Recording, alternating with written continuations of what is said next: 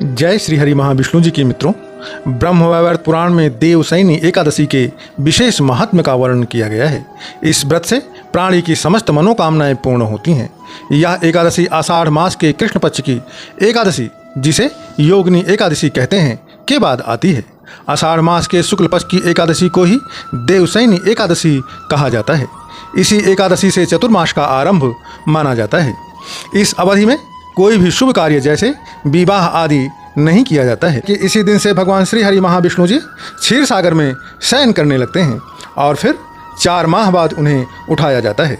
उस दिन को देवोत्थानी एकादशी के नाम से जाना जाता है। इस बीच के अंतराल को ही चतुर्मास कहा गया है। देवशयनी एकादशी को महा एकादशी, तेलुगु में थोली एकादशी, हरि देवशयनी, पद्मनाभाशयनी, प्रबोधनी एकादशी भी कहा जाता है। देवशयनी एकादशी की व्रत कथा कुछ इस प्रकार से है। एक बार धर्मराज युधिष्ठिर ने भगवान श्री कृष्ण से कहा कि हे केशव, आषाढ़ मास के शुक्ल पक्ष की एकादशी का क्या नाम है? इस व्रत को करने की क्या विधि है? भगवान श्री कृष्ण कहने लगे कि हे युधिष्ठिर, जिस कथा को ब्रह्मा जी ने नारद जी से कहा था, वही कथा मैं तुमसे कहता हूँ। एक बार देव ऋषि नारद जी ने ब्रह्मा जी से एकादशी के विषय में जानने की उत्सुकता प्रकट की। तब ब्रह्मा ने उन्हें बताया कि सतयुग में मानधाता नाम के एक चक्रवर्ती सम्राट अयोध्या नगरी में राज्य करते थे। उनके राज्य में प्रजा बहुत सुखी थी, किंतु भविष्य में क्या हो जाए यह कोई नहीं जानता। अतः वह भी इस बात से अनभिज्ञ थे कि उनके राज्य में शीघ्र ही भयंकर अकाल पड़ने वाला है।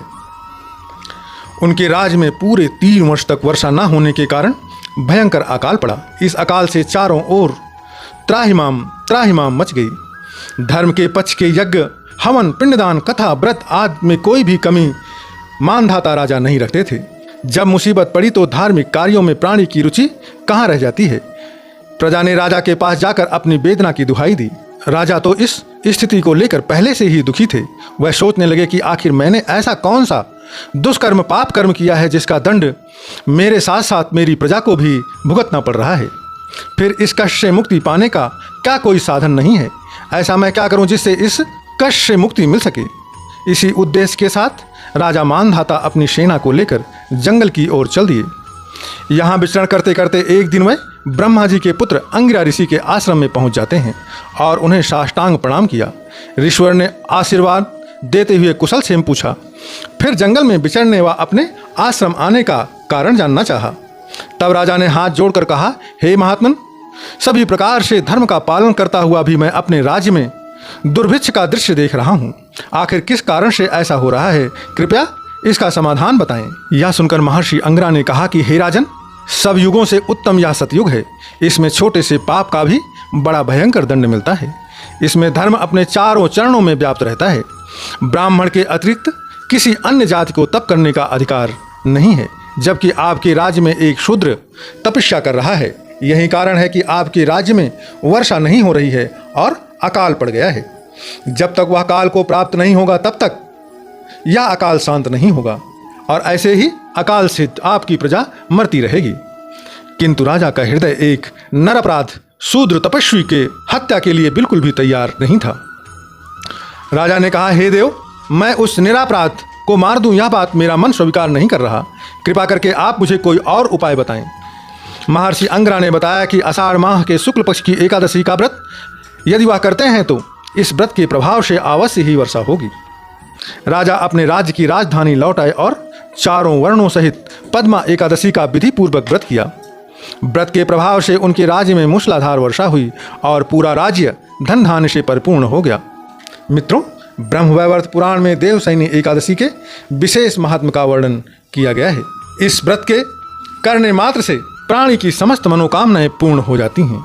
आइए एकादशी व्रत की विधि को भी समझ लेते हैं। सर्वप्रथम 10वीं तिथि को एकादशी से एक दिन पहले सात्विक भोजन करें और चावल का सेवन न करें।